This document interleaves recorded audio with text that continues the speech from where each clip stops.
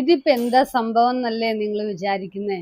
ഇതൊരു അടിപൊളി സംഭവം തന്നെയാണ്. ഞാനിത് നേരത്തെ കേട്ടിട്ടില്ലായിരുന്നു. ഇത് ഉണ്ടാക്കി കഴിഞ്ഞപ്പോൾ സൂപ്പർ ഒരു ഫുഡാണ്. നമുക്ക് ഡിന്നറിന് പകരം എല്ലാം കഴിക്കാൻ പറ്റിയ, ഷുഗറുകാർക്കും ഹെൽത്ത് ബെനിഫിറ്റ്സിനും ഒക്കെ പറ്റിയ ഒരു ഫുഡാണിത്. കുറച്ച് മത്തങ്ങയും കുറച്ച് തേങ്ങയും ഉണ്ടെങ്കിൽ നമുക്ക് ഈ അടിപൊളി സൂപ്പർ ഫുഡ് ഉണ്ടാക്കാവുന്നതാണ്. ഇവിടെ ഞാൻ 1/2 കിലോ മത്തങ്ങ എടുത്തിട്ടുണ്ട്. അത് നമുക്ക് അതിൻ്റെ തൊലിയെല്ലാം കളഞ്ഞ് ഒന്ന് മീഡിയം വലുപ്പത്തിൽ നമുക്കൊന്ന് കട്ട് ചെയ്തെടുക്കണം. നമുക്കറിയാം, ഇന്ന് മത്തങ്ങയുടെ കുരു തന്നെ ഒത്തിരി വളരെ ആരോഗ്യ ഗുണങ്ങൾ നമുക്ക് തരുന്നതാണ്. അതിനകത്ത് സിങ്കും ആന്റി ഓക്സിഡന്റും എല്ലാം അടങ്ങിയിട്ടുണ്ട്. അതുപോലെ തന്നെ മത്തങ്ങയ്ക്കകത്തും അടങ്ങിയിട്ടുണ്ട്. വളരെ നല്ലതാണ്. നമ്മുടെ ഡൈജഷനും ഇത് ഒത്തിരി നല്ലതാണ്. ഇതിനകത്ത് ആന്റി ഓക്സിഡന്റും സിങ്കും അതുപോലെ തന്നെ ഇമ്മ്യൂണിറ്റി ബൂസ്റ്ററും എല്ലാം ഉണ്ട്. ഇതിനകത്ത് ഏറ്റവും വലിയൊരു കാര്യം ഞാൻ ശ്രദ്ധിച്ചത് ഇതിനകത്ത് കാർബോഹൈഡ്രേറ്റ്, കലോറി വളരെ കുറവാണ് അടങ്ങിയിട്ടുള്ളത്. ഓൺലി 49 ആണ് ഒരു 1 കപ്പ് ഓഫ് മത്തങ്ങയിൽ അടങ്ങിയിരിക്കുന്നത്. പക്ഷേ ഒരു കപ്പ് റൈസ് എടുക്കുകയാണെങ്കിൽ അതിനകത്ത് 200 കലോറി അടങ്ങിയിട്ടുണ്ട്. അപ്പോൾ നമുക്ക് ഈ മത്തങ്ങ ഒന്ന് കഴുകി നല്ലതായിട്ട് വൃത്തിയാക്കി എടുത്തതിന് ശേഷം നമുക്കിത് വേവിച്ചെടുക്കുകയാണ് ചെയ്യേണ്ടത്. അപ്പോൾ അതിനായിട്ട് ഒരു കടായി അടുപ്പത്തേക്ക് വെച്ച് കൊടുത്തിട്ടുണ്ട്. അതിലേക്ക് അത് ചൂടായി വരുമ്പോൾ നമുക്ക് വെള്ളം ഒഴിച്ചു കൊടുക്കാം. ഇതിനകത്ത് നമ്മൾ ഓയിലോ സവാളയോ വേറെ ഇഞ്ചി വെളുത്തുള്ളി ഒന്നും ഉപയോഗിക്കുന്നില്ല. വളരെ സിമ്പിളാണ്, പെട്ടെന്ന് ഉണ്ടാക്കിയെടുക്കാവുന്ന ഒരു ഐറ്റമാണ്. മത്തങ്ങ വേവാൻ നമുക്കറിയാം അധികം സമയത്തിന്റെ ആവശ്യമില്ല. 10 മിനിറ്റ് കൊണ്ട് സംഭവം ഇവിടെ റെഡി ആയി കിട്ടും നമുക്ക്. അപ്പോൾ നമ്മൾ അടുപ്പത്തേക്ക് അരിഞ്ഞു വെച്ച മത്തങ്ങ, ഒരു മീഡിയം വലുപ്പത്തിൽ അരിഞ്ഞു വെച്ച മത്തങ്ങ ഇട്ട് കൊടുത്തിട്ടുണ്ട്. വേവാൻ ആവശ്യത്തിന് വെള്ളം ഒഴിച്ചു കൊടുക്കുക. അതിനുശേഷം കുറച്ച് ഉപ്പിട്ട് കൊടുക്കുക. ഈ 3 സംഭവമാണ് നമുക്കിവിടെ വേണ്ടത്. ഉപ്പിട്ട് കൊടുത്തതിന് ശേഷം ഒന്ന് ഇളക്കി നന്നായിട്ട് യോജിപ്പിച്ചതിന് ശേഷം നമുക്ക് അത് വെന്ത് വരാൻ വേണ്ടി വെയിറ്റ് ചെയ്യാം. അതൊന്ന് അടച്ചു വെച്ച് നമുക്ക് വേവിച്ചെടുക്കാം. അപ്പോൾ നമ്മുടെ മത്തങ്ങ അവിടെ ഇരുന്ന് വേവട്ടെ. അത് വെന്ത് വരുമ്പോഴേക്കും നമുക്ക് അടുത്തത് ആവശ്യമുള്ള ഇൻഗ്രീഡിയന്റ് തേങ്ങയാണ്. നമുക്ക് ഒരു 1/2 മുറി തേങ്ങ ആവശ്യമുണ്ട്.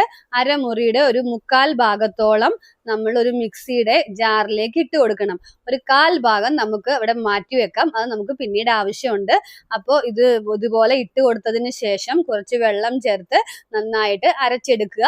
നമുക്ക് നല്ല കുറുകിയുള്ള തേങ്ങാപ്പാൽ കിട്ടത്തക്ക വിധത്തിൽ അരച്ചെടുത്തതിന് ശേഷം അത് ഒന്ന് പിഴിഞ്ഞ് അതിന്റെ പാലെടുത്ത് മാറ്റി വെക്കുക. പാല് മാറ്റി വെച്ചതിന് ശേഷം നമുക്ക് നമ്മുടെ മത്തങ്ങ വെന്തോന്ന് നോക്കാം. ഏകദേശം മത്തങ്ങ വെന്ത് വന്നിട്ടുണ്ടെങ്കിൽ അത് നമുക്ക് അതിന്റെ വെള്ളം വാർത്തെടുക്കണം. വെള്ളം കളയാനായിട്ട് ഞാൻ ഇവിടെ വേറൊരു സ്ട്രെയിനറിലേക്ക് അത് ഇട്ട് കൊടുത്തിട്ടുണ്ട്. അതിന്റെ വെള്ളം മുഴുവൻ വാർത്ത് നമ്മൾ മാറ്റി വെച്ചതിന് ശേഷം നമുക്ക് ആ മത്തങ്ങ രണ്ടാമത് ഒന്നുകൂടെ ആ കടായിലേക്ക് നമുക്കൊന്ന് ഇട്ട് കൊടുക്കണം. അതിനു വേണ്ടി ഞാൻ അതിന്റെ വാർത്തെടുത്ത ഒരു സ്പൂൺ വെള്ളം അതിന്റെ അടിയിൽ ഒഴിച്ചു കൊടുത്തു. എന്നിട്ട് തീ കത്തിക്കുക. മത്തങ്ങ ഇട്ട് കൊടുത്തു. അതിന്റെ മുകളിലേക്ക് നമ്മൾ മാറ്റി വെച്ച ആ തേങ്ങാപ്പീര മുകളിലേക്ക് ഇതുപോലെ ഒരു 3-4 സ്പൂൺ വിതറി കൊടുത്തിട്ടുണ്ട്.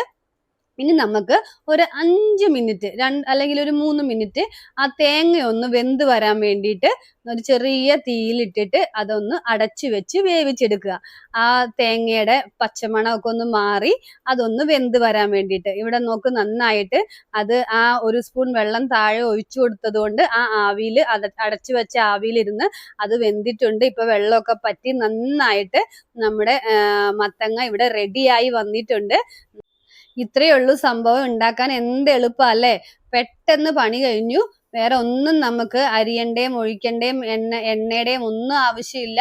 അപ്പോൾ ഹെൽത്തി ആണെന്ന് പറഞ്ഞത് മനസ്സിലായില്ലേ? വളരെ വളരെ അധികം ഹെൽത്തി ആയിട്ടാണ് നമ്മളിവിടെ ഇത് ഉണ്ടാക്കിയത്. കൊളസ്ട്രോൾ ഉള്ളവർക്കും ഹാർട്ടിന് പ്രോബ്ലം ഉള്ളവർക്കും അതുപോലെ തന്നെ ലിവറിന് പ്രോബ്ലം ഉള്ളവർക്കും എല്ലാവർക്കും കഴിക്കാവുന്ന ഒന്നാണ്. അപ്പോൾ നമുക്കിതൊരു സെർവിങ് ഡിഷിലേക്ക് മാറ്റാം. നമ്മളിതൊരു പ്ലേറ്റിലേക്ക് മാറ്റിയിട്ടുണ്ട്. ഇനി നമുക്ക് വേണ്ടത് നമ്മൾ മാറ്റി വെച്ച തേങ്ങാപ്പാലാണ്.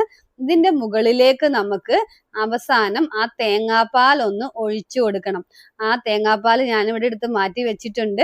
ജസ്റ്റ് ഇങ്ങനെ ഒന്ന് ഒഴിച്ചു കൊടുക്കേണ്ട ആവശ്യം മാത്രമേ ഉള്ളൂ. അതിങ്ങനെ മുകളിലേക്ക് ജസ്റ്റ് ഒഴിച്ചു കൊടുക്കുക. ഇതിനകത്ത് ഞാൻ വേറെ ഒന്നും ചേർത്തിട്ടില്ല.